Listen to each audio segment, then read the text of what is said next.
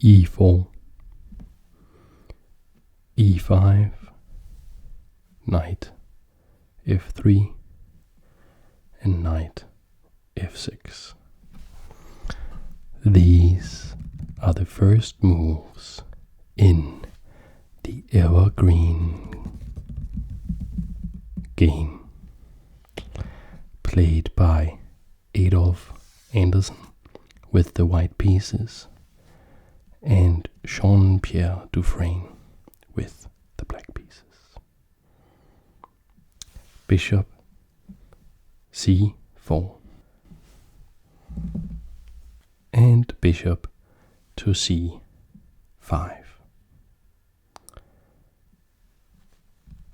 This is the Giuoco piano, also known as the Italian opening. This game is an absolute gem in chess literature. It was played in 1852, so that is 1 year after the most famous game by Adolf Anderssen with the white pieces, the Immortal game. And I have a video on that game also on the channel. I'm actually quite proud of that video, so go and watch it. The link is in the description. And I'll show you this game today for 2 reasons. Number 1, it's just a game that you must know. It is such a beautiful game. Number 2 is that it is just an amazing display of chess principles. So there are so many things from this game that you guys, as aspiring or learning chess players, can really use in your chess development. And the things that we are going to learn today, and don't worry, I'll explain these concepts in depth when they arise in the game, but just to prime you a little bit, the things that we will learn from this game are: control the center. Then we will learn why not to develop the queen too early.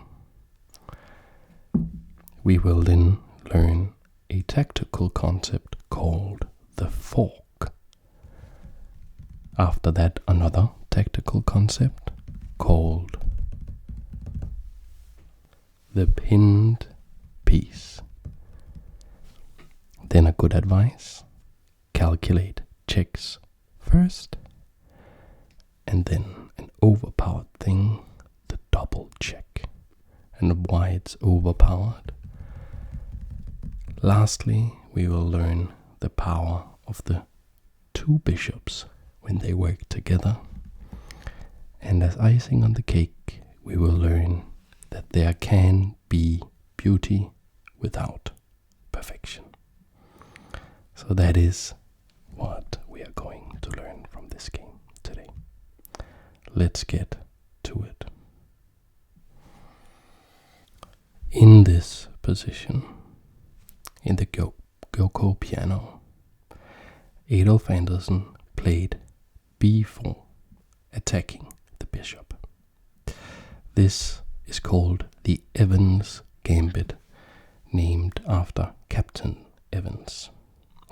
And it's a gambit because this pawn can just be taken, like so, which is what Jean-Pierre Dufresne did. Jean-Pierre Dufresne was a pupil of Anderssen, and we can actually see that psychologically in this game, that he was trying to copy his master.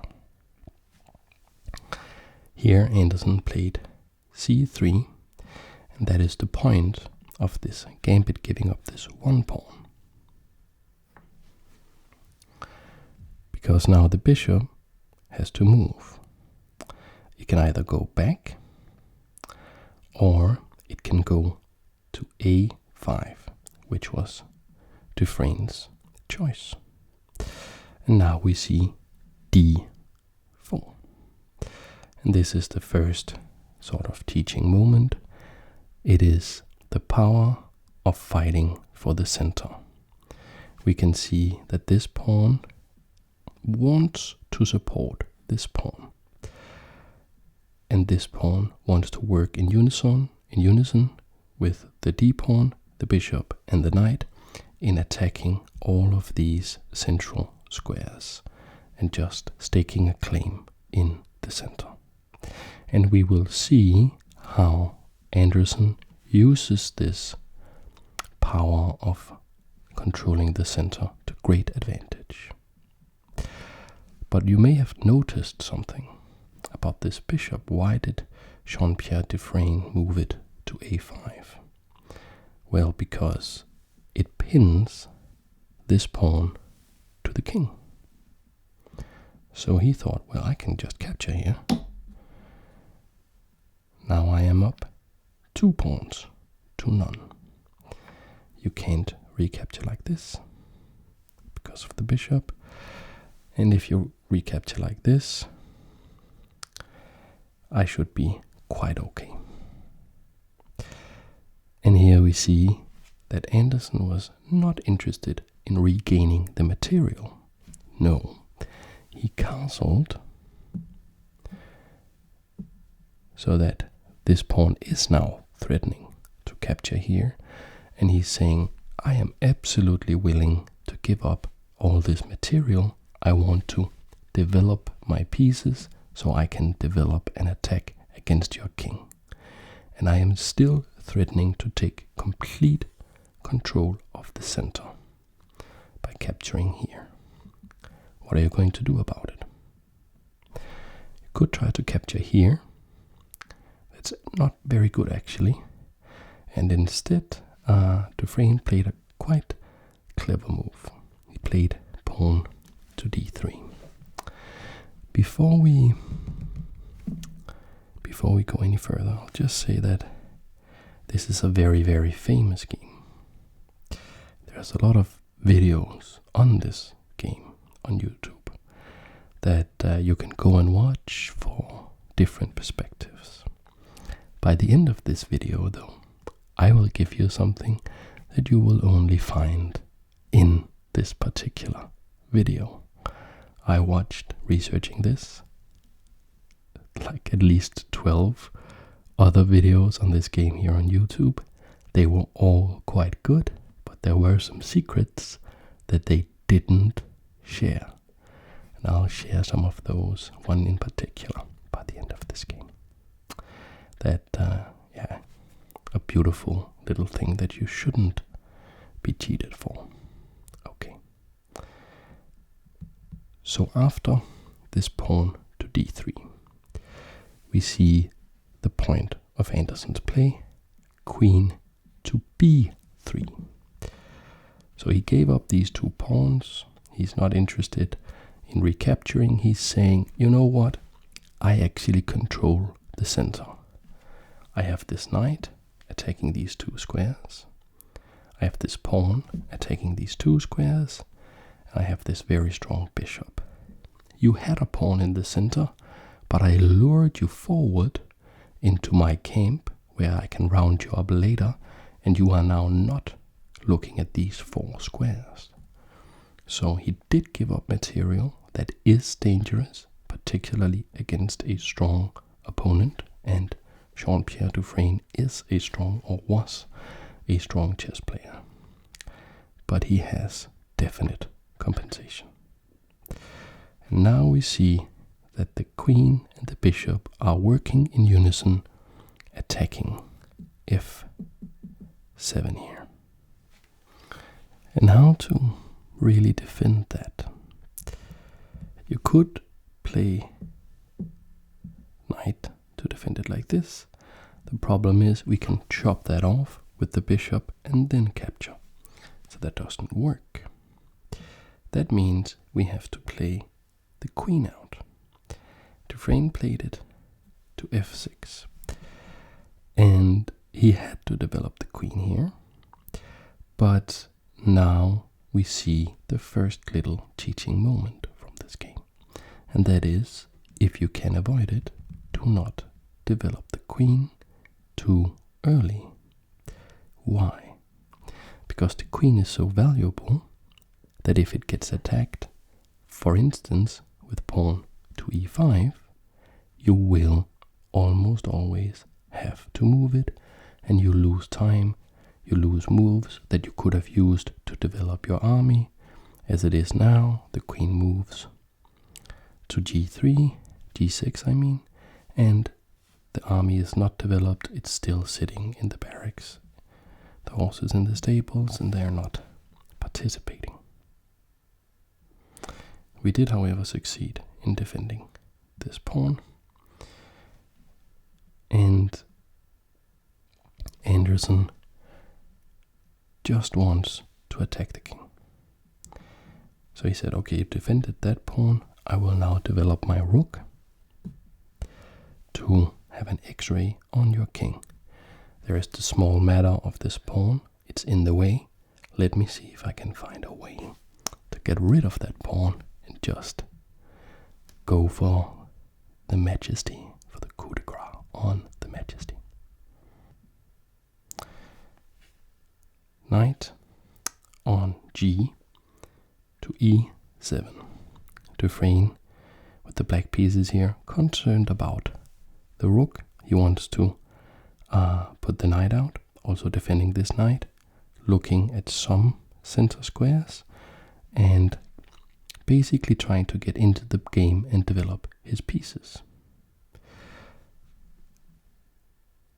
Anderssen is not wasting any time. He plays bishop to a3, looking at this knight, potentially also cutting off an escape route for the king. He's going for maximum piece activity here. And Dufresne is a pupil of Anderssen, the great German master. And he's taking a page out of his book and saying, okay, you gave up material, you gave up pawns, you got a very big lead in development. And by development I mean the development of White's forces. Can I do something similar? That is what Jean-Pierre Dufresne is asking himself. And he comes up with the idea of playing a gambit himself. b5, like we saw b4, before we saw b4 in the game. And he's trying something similar, trying to lure this bishop to maybe capture here. And what is the point? So the bishop doesn't capture. Anderssen's too smart. He uses the queen, like so, regaining a pawn. But now black can gain some tempi. He can play rook to b8, picking up a tempo against the queen. The queen has to move. The queen goes to a4. So now Dufresne is trying to put the pieces in action, trying to learn from the great Adolf Anderssen. And Anderssen actually has like a very interesting story, and I give a little bit of biography in my other video on his Immortal game. So the link is in the description for that video. Now this bishop here is not doing that much, so it goes to b6. Now it looks at the king. You could argue that this queen also, while being a defensive piece at first, looking at f7, was actually also now, or is actually also now, trying to maybe attack the king at some point. So Anderssen, we know what kind of a guy he is. He goes for maximum piece activity. So he plays knight on b to d2. So almost all of the pieces are, we almost have all of the pieces to the puzzle now, you could say. You want, of course, to mobilize your entire army. Like in life, you want to use all your available resources to get ahead. If you only use like a small fraction of your talents and your resources, well, you are only cheating yourself. bishop to b7 now. So we can see that the pupil is imitating the master. The master put 2 bishops pointing like snipers at the king. So the pupil put 2 bishops pointing like snipers at the king. That makes a lot of sense. But who is ahead in the race? Now we see knight to e4. And, you can say that white has some trumps in this position. The biggest thing that white has going is simply the superior quality of the placement of his pieces. So, and what is that in relation to? Why are these pieces good? Well, it's because the black king hasn't castled. So when you have all this center control, you can develop a very strong attack. And the problem is, it's tough for black to counter that attack and fight back, because the space is controlled by white. And here's a little bit of a mysterious move. So with a lot of these moves, I've read first books about this game. It's like a very old game, and it's in a lot of books, and I watched like 12-15 videos on it on YouTube, and I analyzed it a bunch. And with a lot of the moves, I was able to find out what the players were almost certainly thinking, or very probably thinking with the moves. But the next move here, queen to f5. I just don't know why Dufresne played this move. I just don't know. So if you have an idea what it could be about, what is the queen, why is it coming here? Well, the knight went here, and I guess that threatened something, but I'm not able to figure out what it was it threatened that Dufresne thought that he could get out of here. Also because the next move that we see is bishop takes here, getting back. So now we are even on material, because bishop takes d3, and immediately there is a huge problem for this queen, because there can be a discovered attack with check. So if it's white again, we could go here. That would be check. We could of course capture that, but there is a discovered attack also when we move the knight. So even though we capture the knight, we can now capture the queen. That would be very, very bad for black. So immediately black has to move the queen again, and he moves it to h5. So what was that about? Because of all the surprising and interesting moves that Anderssen played, bishop takes pawn on d3 is probably the most expected move. I don't know. If you have a theory, I'd be very happy to read about it in the comments. Okay. Now we get to the fun part of this game. Now this is where it really, really goes nuts, with just beautiful, beautiful tactics that we can learn from. So we have to learn about the fork now. What is a fork? The fork is when you attack 2 pieces at once and exploit that your opponent only has a move to try and save both pieces. And this is a royal fork, and it is a sacrifice. Knight to f6, check. Check to His Majesty, and Madame to his queen.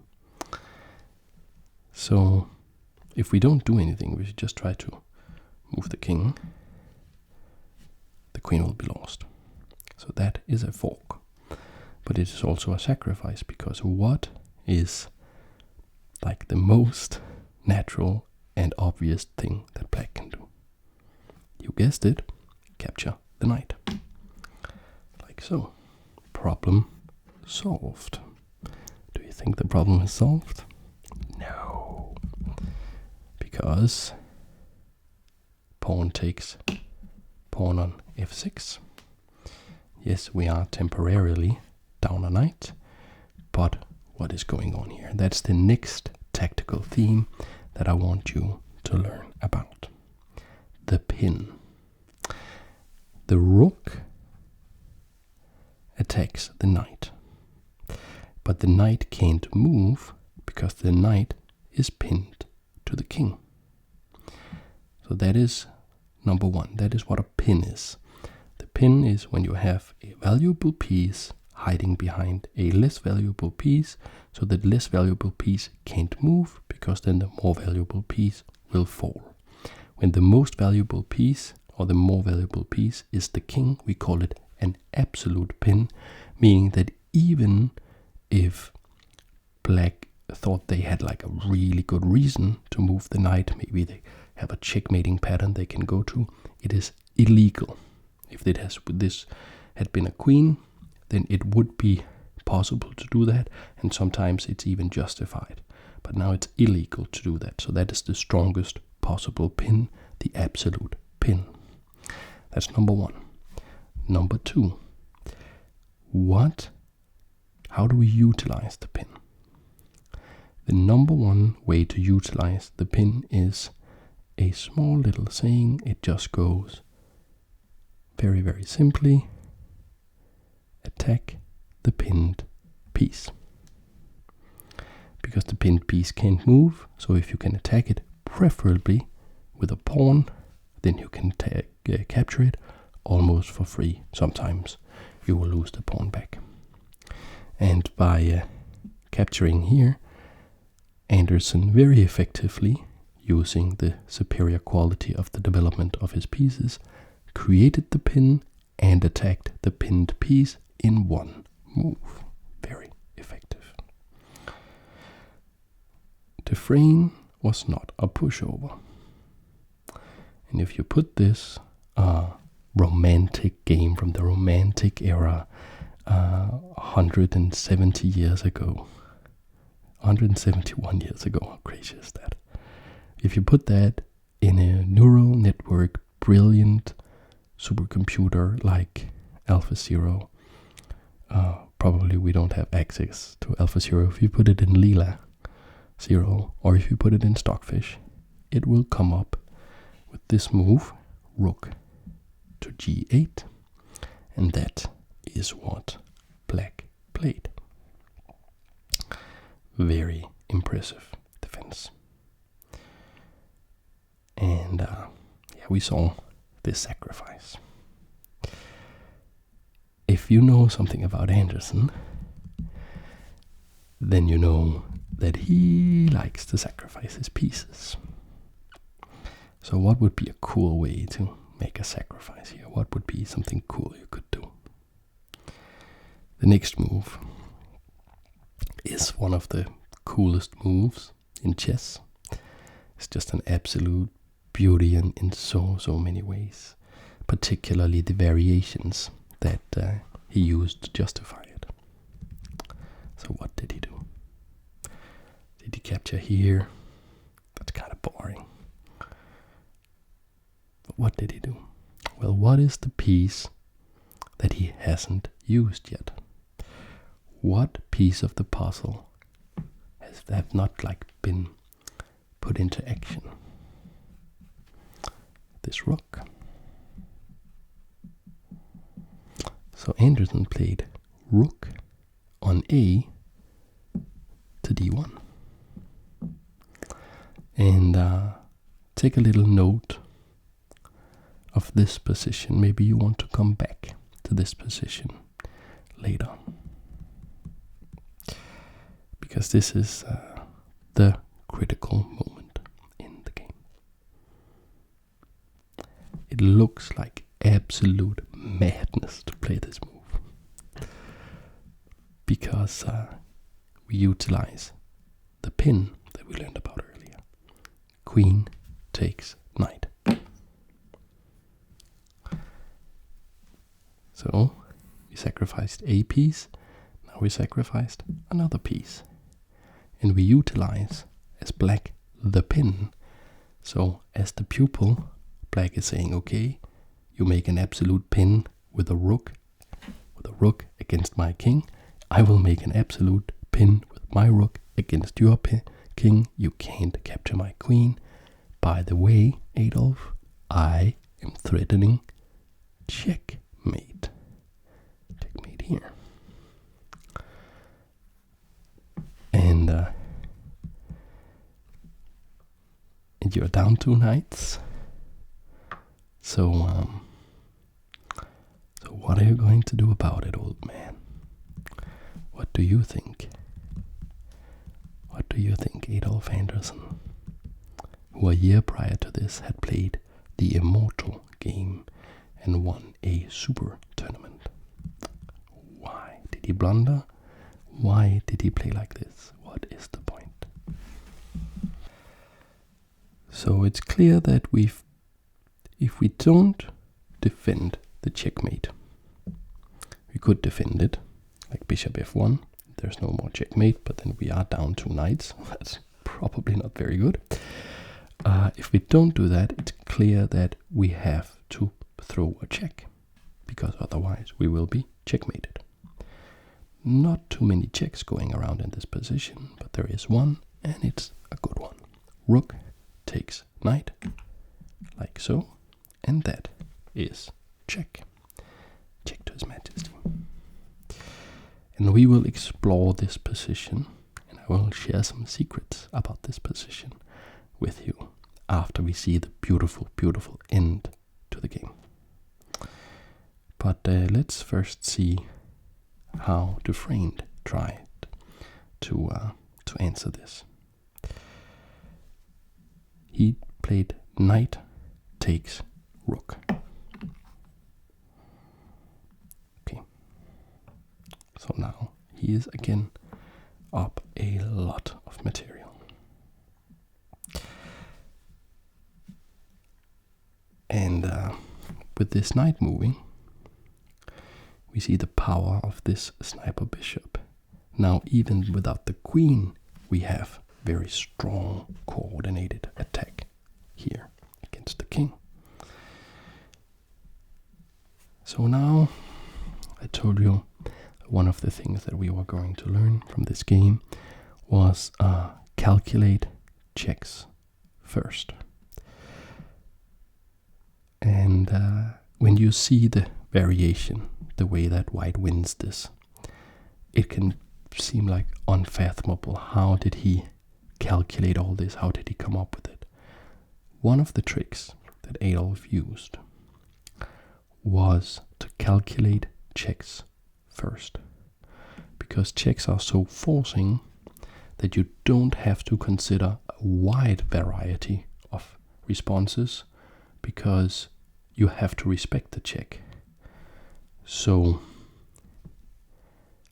yeah, I'll just show you. Can you see the move? What is the move? Well, how many checks can you find? Queen takes pawn on d7, and that, my friend, is a check and a half. That's a check. So what are you going to do about that? You have 2 legal moves. One would be to go here with the king. It would be very quickly followed by checkmate. So that doesn't work. But you can, of course, play king takes. And did you notice how there was only like 2 moves to consider, and one we could say, okay, that becomes checkmate very fast. And then, so we didn't have to think about what about a5, what about rook, what about, like, there was only very, very limited amount of responses available to black, and that made it easier for us to calculate further, because the branches of the tree are fewer, and that makes the path more narrow and easier to calculate. Now, of course, we have to throw a check again. And now I'll show you something that is overpowered in chess. The double check. Because here, Anderssen played bishop to f5. Check. And that is a double check. Because we can't capture it like this or like this, because it is both check from the bishop, but it is also check from the rook. So that is extremely forcing. It's not only check, it is double check, and it's doubly forcing. Also, we can't capture the rook checkmate, because we have the bishop. So it's a very, very forcing tactical idea that you will be very happy to have in your arsenal. Okay, what can white do? Let's first calculate and look at the option that he didn't do and explain why. There's no reason in going to c6, and that is because of the awesome power of the two bishops, which is also a concept that I promised you we would learn about. Here we have checkmate in 1 with bishop to e7, and look how these bishops coordinate. This one taking away these squares, with this one taking away all these squares, and of course the rook just cutting off the would-be escape square and protecting the bishop. So that's checkmate. So you notice how when you have both bishops and you can attack both color complexes, then you have a very big advantage. And this concept stretches all across chess, and you will learn and you will see how the better you get at chess, the more you will value the bishop pair, because this power of controlling both color complexes, it just creeps in all kinds of positions where it just gives you that little edge that can win you the game. This is one example, particularly also in the end game. Two bishops in the end game, that is no joke. Okay. What could we do besides going to c6 from this position?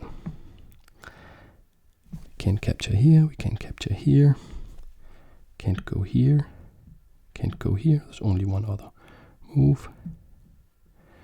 And that is king back to its starting square on e8.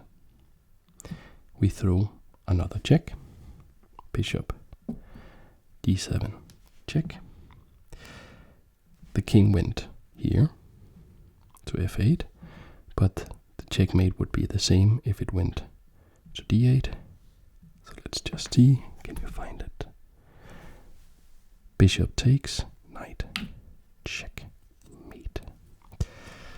Okay, now first of all, let's just give a little applause to the absolutely stunning and brilliant play by Anderssen.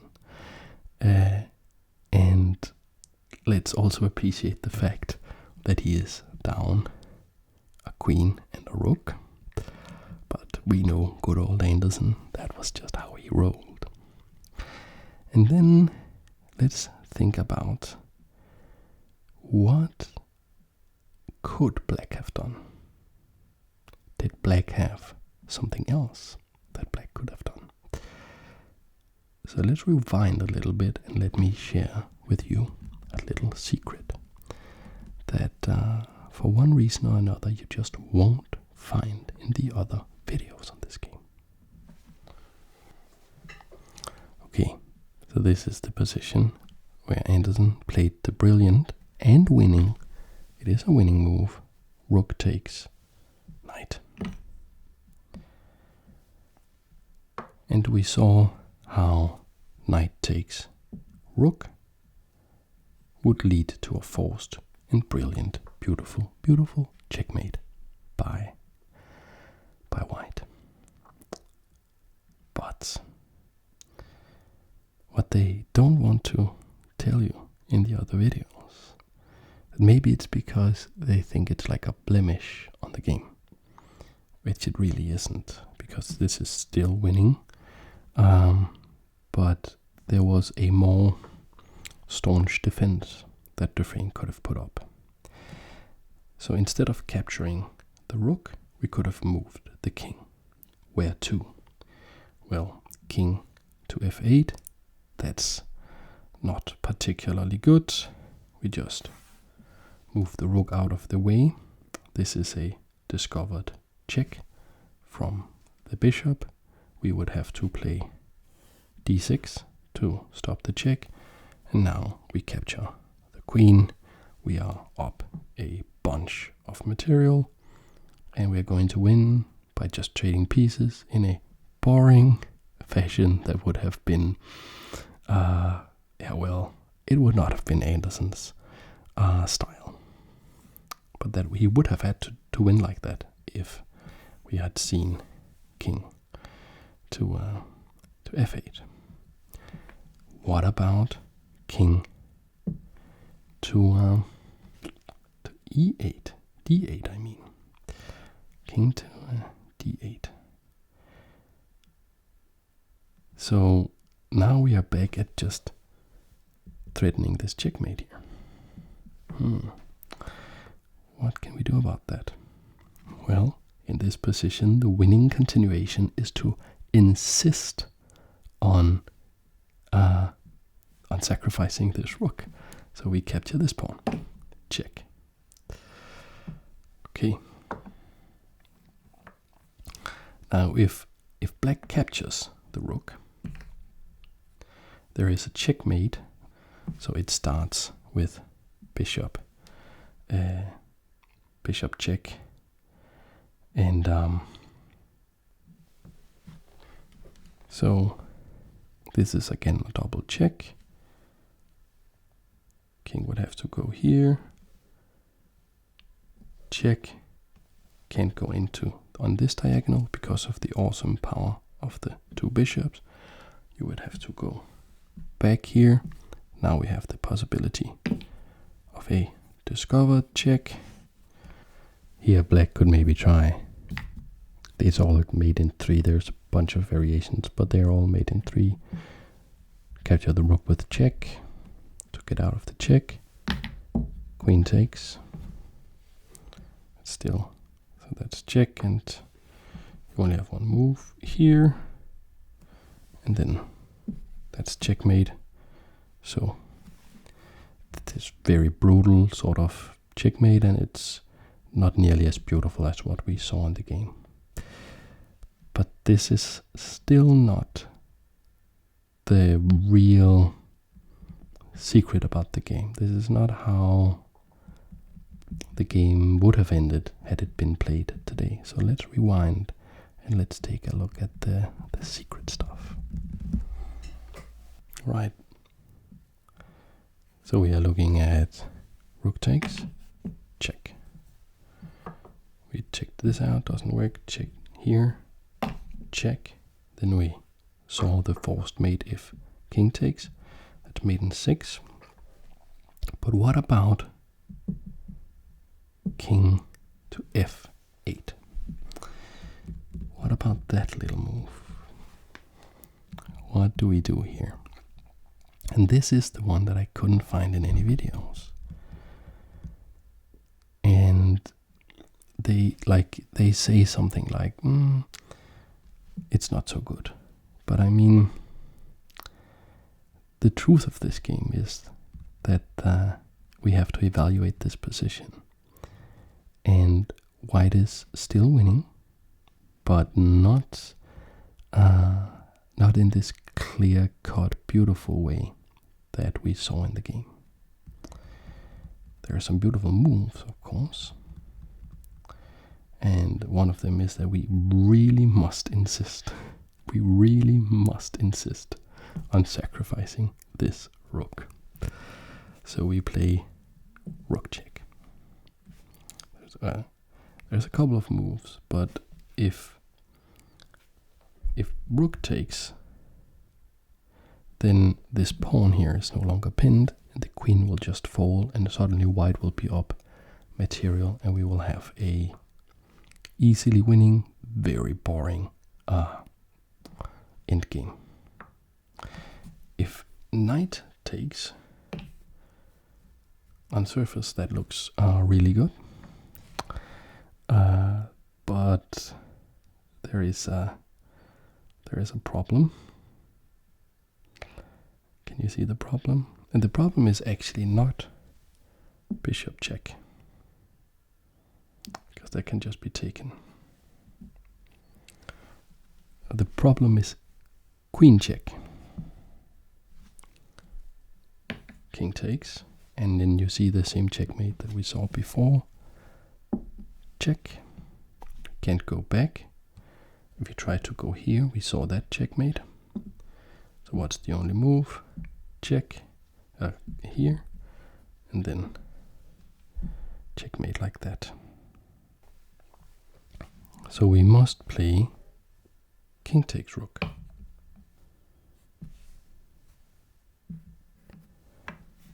And now bishop to f4. This is not double check, but it is check from the rook. The queen can, however, capture the rook with check. We recapture with the queen. That is check again. The best move is to block with the knight. Now we have to move this bishop, not because it's attacked by the knight. This knight is in an absolute pin, but because there is a threat, coordinated threat here.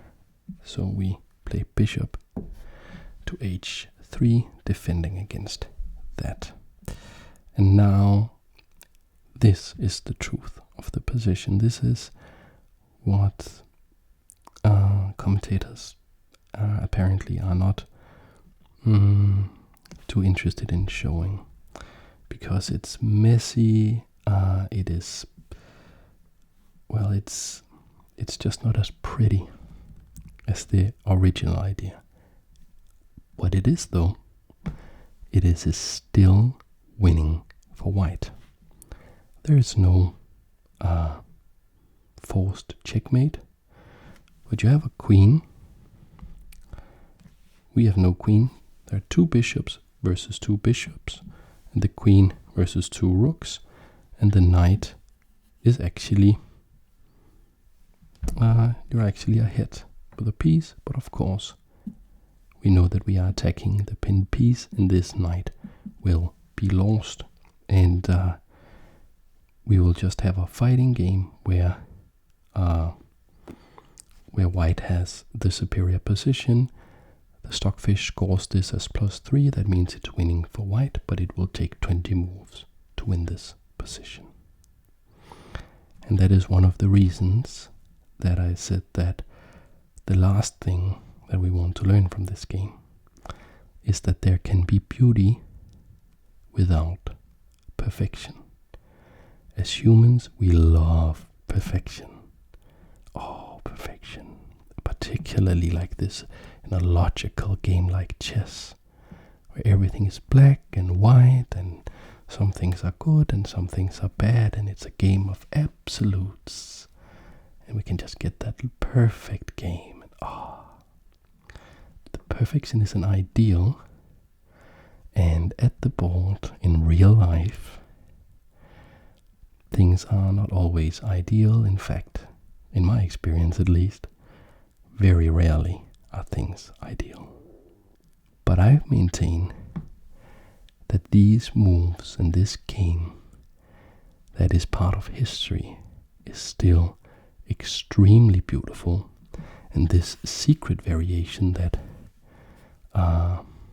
this mystery variation that is still winning, is in a way, in a practical world, even more beautiful than the sort of fancy finish.